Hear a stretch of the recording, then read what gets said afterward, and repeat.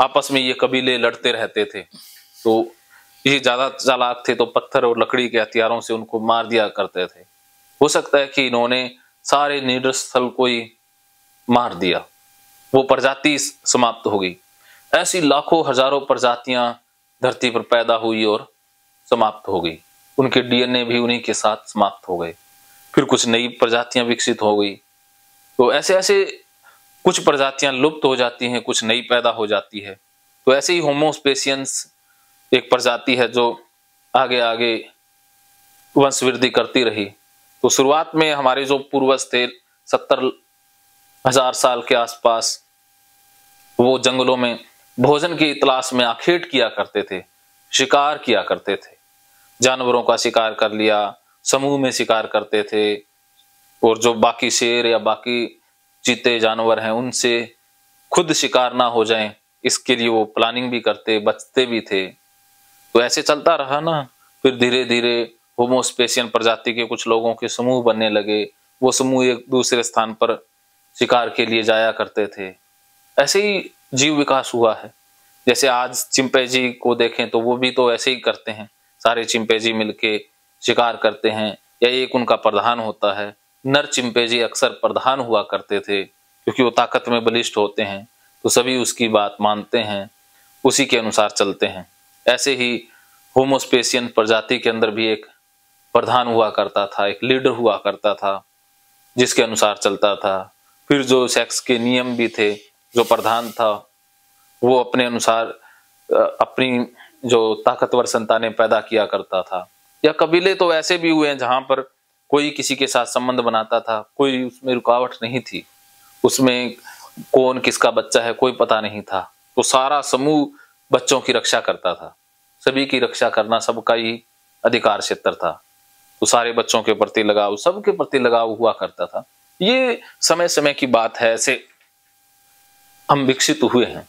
धीरे धीरे स्पेसियंस भोजन की खोज में दर दर भटकता रहता, जहां अकाल पड़ जाता वहां के स्थान को छोड़ करके आगे भोजन की तलाश में चला जाता।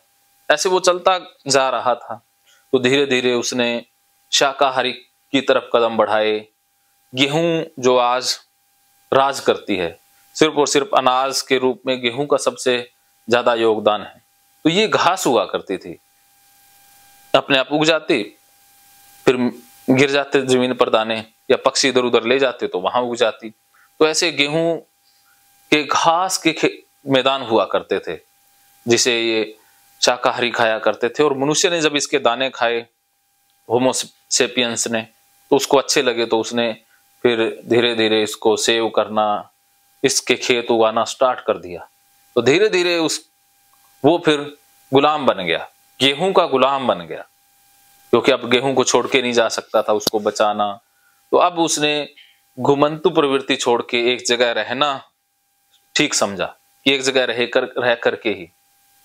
तो अब जब उसने गेहूं उगाया तो फिर पानी लेकर के आता, पानी डालता, कभी बारिश हो जाती तो ठीक, नहीं होती तो उस पानी डालता। अब कई बार बारिश ज्यादा हो जाती तो गेहूं की फसलें उसकी बर्बाद हो जाती, तो उसे बड़ा दुख होता। तो फिर उसने धीरे धीरे सर्जन किया कि बारिश कोई ना कोई शक्ति ला रही है, जिस शक्ति का उसे पता नहीं था। तो उसने इस शक्ति को इंद्र का नाम दे दिया। फिर इस शक्ति को खुश करने के लिए वो हवन यज्ञ करता। ऐसे बारिश का देवता इंद्र पैदा हुआ। फिर जब आंधी आती तो उसे पता नहीं चलता था, आग लग जाती है, उड़ जाते उसके जो झोंपड़ झुकी वाले मकान। तो उस शक्ति को उसने वायु का नाम दे दिया, वायु देवता बन गया। ऐसे सारे देवता बने, आकाश धरती को देवी मान लिया। तो ऐसे जो प्राकृतिक शक्तियां थी उसको उसने देवता बना लिया। ऐसे ही बाकी के जो धर्म हैं दुनिया के, जिनमें शनिदेव जो हाँ, उसका बाद में अस्तित्व आया। पहले ये 5 देवता ही थे मुख्य, जो प्राकृतिक शक्तियां हैं। बाकी जो मिस्र की सभ्यता है, चीन की सभ्यता है, हुआंग हो की सभ्यता है, उनमें भी ये प्राकृतिक शक्तियां ही देवता हुआ करती थी। फिर सबने अपने अपने आगे आगे देवता बना लिए।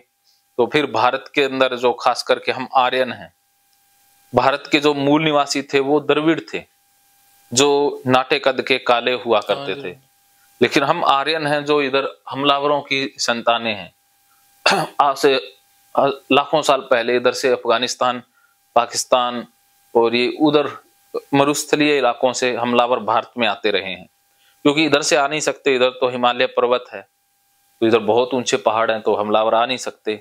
इस तरफ जाएंगे तो हिमालय नेपाल बॉर्डर कितना चला जाता है, आगे म्यांमार तक चला जाता है, आगे तक है लंबा फैला हुआ। और इस साइड फिर समुद्र आ गया, इस साइड फिर समुद्र आ गया, इस साइड भी समुद्र आ गया, तो भारत में एंट्री का गेट तो यही बचा, और तो कहीं से एंट्री भारत में हो नहीं सकती। तो इधर से ही एंट्री होती थी, गुजरात से लग करके ये जम्मू कश्मीर तक, पहाड़ों तक, ये सिर्फ और सिर्फ गेटवे ऑफ इंडिया है। यहां से हमलावर हमेशा आते रहे। तो हम हमलावरों की संतानें हैं, तो हमलावर यहाँ आए तो यहाँ पर बड़ा अच्छा वातावरण मिला, खाद्यान्न मिले, तो यहीं पर आकर वो बस जाते। और जो ये भारतीय मूल निवासी हैं, इनको वो गुलाम बना लेते या दक्षिण की तरफ इन्होंने को धकेल देते, यहाँ खुद रह जाते, दक्षिण भारत की तरफ इनको भगा देते थे। तो वो आगे समुद्र में तो गिर नहीं सकते थे, तो समुद्रों के किनारे वहां लास्ट में जाकर के वो बस जाया करते थे, बाकियों को ये गुलाम बना लिया करते थे, और यहाँ पर फिर ये खुद रहते थे। तो इसी तरह से फिर हम तो जो आर्यन थे उनके कुछ रीति रिवाज भी थे, तो वो प्रकृति की खुले में पूजा किया करते।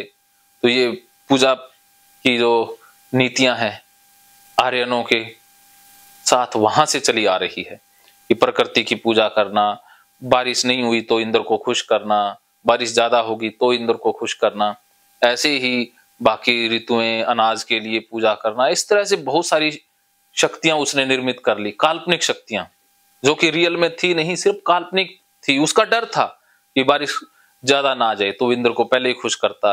अब उसको डर है कि बारिश नहीं हुई तो फसलें नहीं होगी, तो भूखा मर जाएगा, सरवाइव नहीं कर पाएगा।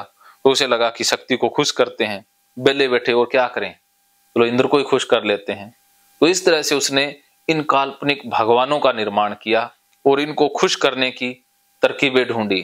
फिर जो वेद लिखने वाले ऋषि मुनिषि थे, उन्होंने वेदों के अंदर वो मंत्र लिख दिए कि ऐसे ठीक करो, वैसे ठीक करो। जो इलाज की पद्धतियां थी, जो कैसा भी रोग हो जाए उसके लिए मंत्र, पता नहीं कैसे कैसे कचरे उन्होंने वेदों के अंदर भरते गए।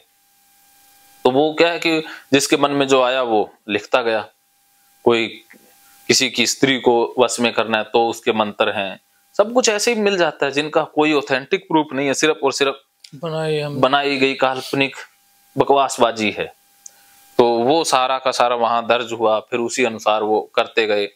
धीरे धीरे और ज्यादा शक्तियां जो उसे परेशान करने लगी, बीमार हो जाता कोई, तो अब उसका उपचार कैसे हो।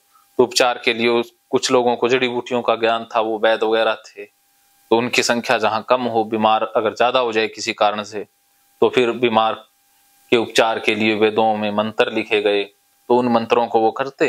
कुछ मौसमी बीमारियां हैं वो अपने आप ठीक होनी होती थी, नाम उन मंत्रों का हो जाता कि उसकी शक्ति से हुआ है, तो वो फिर उनके ऊपर उनकी और श्रद्धा बढ़ती गई, उनकी आस्था बढ़ती गई, उनमें विश्वास पक्का होता गया।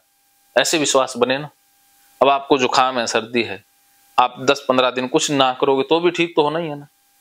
अगर आप उपचार करवा लो, झाड़ फूंक करवा लो, कुछ करवा लो, ठीक तो हो ही जाना है ना। लेकिन झाड़ फूंक से नहीं हो रहा ना वो ठीक, वो तो नेचुरल है, कुदरती है।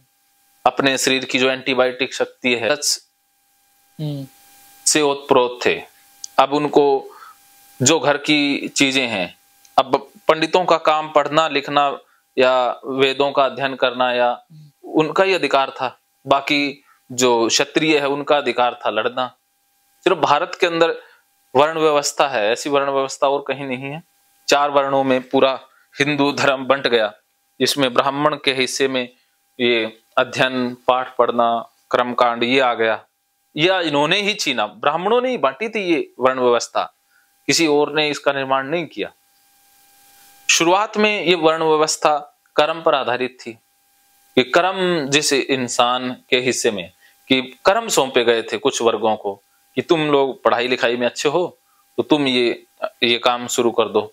जो लड़ने में अच्छे थे तो उनको क्षत्रिय का नाम दे दिया गया, जो व्यापार में अच्छे थे बिजनेस करने में उनको वैश्य, और जो सर्विस सेवा प्रोवाइडर अच्छे थे उनको शूद्र। तो बाद में यही व्यवस्था जन्म आधारित हो गई। तो जहां से जन्म आधारित हो गई वहीं से गड़बड़ शुरू हो गई जब कर्म पर आधारित ये व्यवस्था थी तो ठीक है, लेकिन जब कर्म की बजाय जन्म तय करने लग जाए वो गलत हुआ। कर्म से ही तो जन्म हुआ, मतलब पहले तो कर्म के लेवल पर करी ना उन्होंने। हाँ, शुरुआत तो कर्म से हुई ना। हाँ, फिर जिसके कर्म में उन्होंने अपने वर्ग बना लिया। हाँ, कर्मों वहीं से कर्म तो छूट गए, फिर जन्म ही रह गया। संतान उत्पन्न हुई उसी के हिसाब से। हाँ, बस ऐसे ही चलता गया। तो बाद में पंडित पढ़े लिखे थे तो ये लालची हो गए, क्योंकि कमा तो खुद सकते नहीं थे, तो पलना होता था। तो ये फिर दूसरों को डरा डरा के लूटना इन्होंने आरंभ किया। फिर राजा भी लालची हुआ करते थे, प्रजा में विद्रोह ना हो, तो इन दोनों का गुट बन गया, क्षत्रियों का और ब्राह्मणों का। तो इन्होंने फिर बाकी वर्गों को खूब शोषित किया, उनका खूब शोषण किया, इनको गुलाम बना के रखते थे।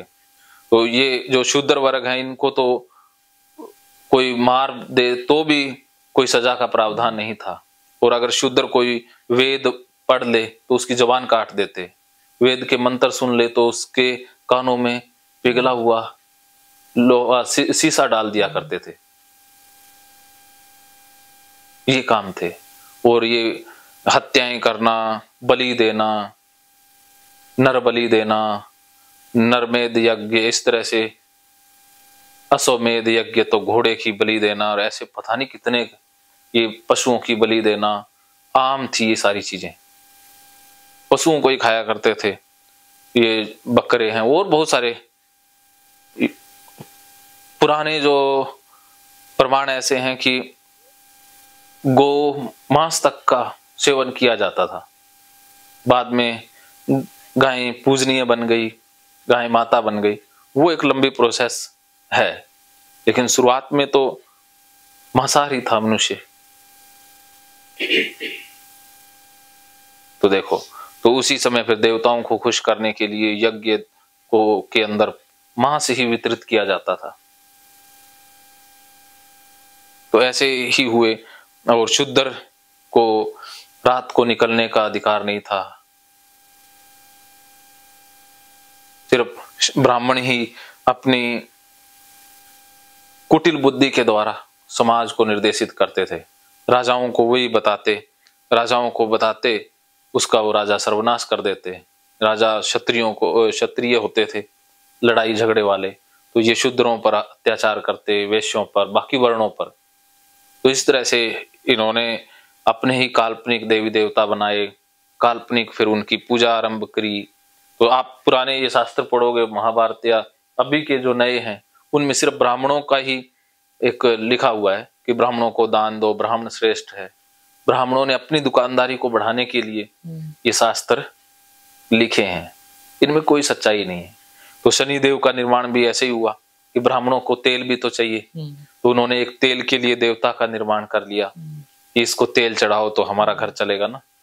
तो शनिदेव क्रोपित है, तो कोई पहले डर दिखा देंगे भी तेरे काम नहीं हो रहे या कुछ ये नहीं हो रहा, क्योंकि से डर लगता है। जो गॉड है, हाँ, वो भी तो कहीं बनती होगी ना, वो भी तो इंसान नहीं बना रहे ना, वो देखो फैक्ट्री है ना। हाँ, मूर्ति है, देखो पहाड़ों से, पत्थर से ही तो बनी है।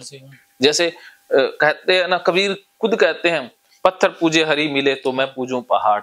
इससे तो वो चक्की अच्छी जिससे पीस खाए संसार, वो पत्थर अच्छा है ना, जिससे हम आटा पीस करके खाते हैं।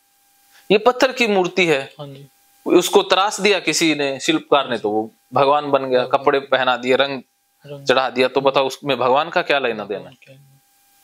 उसको चाहे लात मारो, चाहे वो मूर्तिकार है, वो भी तो उसके ऊपर बैठता ही है ना, बीड़ी भी पीता है। वही जो मूर्ति थी जो मैं बता रहा था, तो वहां पे सर 50 किलो का घंटा था। ये तो ना पाखंड है। 50 किलो का बहुत भारी घंटा था। तो हमारे घर के मतलब ऐसी है, समथिंग 500 मीटर दूर से। तो गांव को एक और चोर चोरी करके ले गए उसे। अच्छा, उसका तो कुछ नहीं हुआ, होगा ही नहीं। अरे अपने क्या कि सोना खजाना इन मुगलों ने या बहुत से हमलावर जो आए, मराठे आए या मुस्लिम जो शासक हुए, उन्होंने कितने मंदिरों को लूटा तोड़ा। पीता है, मतलब उसको नहीं हुआ कुछ भी, होगा ही नहीं। वो सही है, उसको पता है ये भगवान जो खुद की रक्षा नहीं कर सकता, वो हमारी रक्षा क्या करेगा। शनिदेव खुद की रक्षा नहीं कर सकता, हमारी क्या करेगा, क्योंकि वो है ही नहीं, काल्पनिक है। तो सर कोई अगर होती चीज शक्ति तो वो वहीं असर दिखाती ना। अरे आज क्या असर दिखाएगी? नहीं तो असर हिंदुस्तान इतने गुलाम रहा, तब क्यों नहीं असर दिखाया? क्यों नहीं? अब क्या असर दिखाएगा? इसका मतलब है भगवान भय का नाम है। जो जितना ज्यादा भयभीत है उतना ही भगवान का भक्त है। जो बहादुर है वो खुद भगवान है, उससे तो भगवान भी डरता है।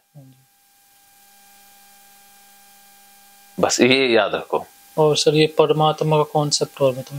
हाँ, परमात्मा का यही हो गया ना कि जैसे जो शक्तियां थी उन्हीं को बनाते गए। हिंदुओं ने फिर क्या किया कि नए नए सारे पशुओं को भी देवता बना दिया, पक्षियों को भी, पहाड़ों को भी, पेड़ पौधों सबको देवता बना दिया। महकेंगे फिर से खुशियों के रंग भगवत गीता थेरेपी कोर्स के संग। इतिहास का पहला ऐप जो गीता के माध्यम से ओसीडी डिप्रेशन का इलाज आसान बनाएगा। ओसीडी डिप्रेशन का इलाज हुआ और भी आसान, और वो भी बिना दवाई, घर बैठे। किसी को बीमारी की चिंता है तो किसी को चिंता की बीमारी है।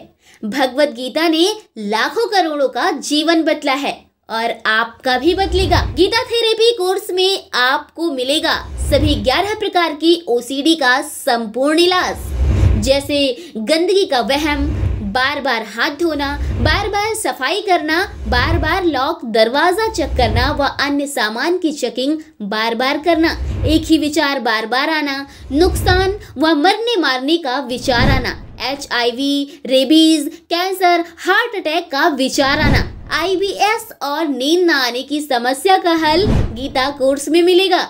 आत्महत्या वाले विचारों से मुक्ति भी गीता थेरेपी कोर्स से मिलेगी। राजेंद्र जोधपुरिया ऐप पर आपको ओसीडी से संबंधित राजेंद्र जोधपुरिया की किताब भगवत गीता के मनोवैज्ञानिक रहस्य और अन्य टिप्स पढ़ने को भी मिलेंगे। गीता है महान थेरेपी। गीता में CBT, हिप्नोथेरेपी, माइंडफुलनेस, ERP व अन्य बहुत सी साइकोथेरेपीज का समावेश मिलेगा। राजेंद्र जोधपुरिया ऐप एक, फायदे अनेक। आज ही प्ले स्टोर से डाउनलोड करें, लिंक डिस्क्रिप्शन में है।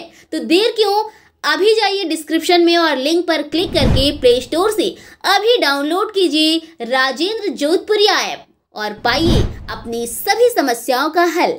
मानो तो मौज है, वरना समस्या तो हर रोज है।